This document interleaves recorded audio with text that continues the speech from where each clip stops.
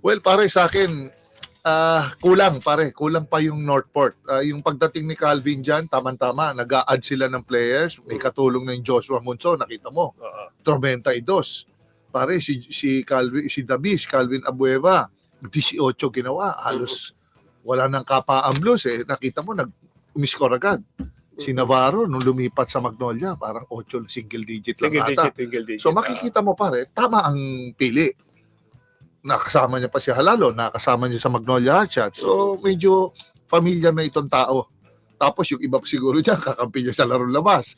So ito si Calvin, mga minor na lang adjustment. Pero hindi niya kayang dalhin sa finals to.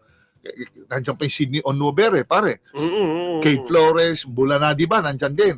Oo. Very promising yung team. Same goes with Magnolia Hotshot na hindi na rin gumagalaw ang performance for the past how many years.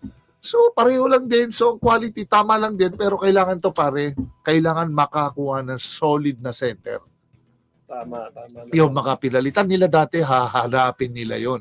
Hanap sino ba mga malalaking player ngayon na nandiyan sa block, trading block o yung mga nasa katulad ni si Pogi, si Porter.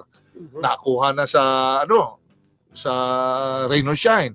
So baka marami pa diyan sa mga professional teams natin diyan, baka pwede pa nilang makuha. So yun, ready kayo.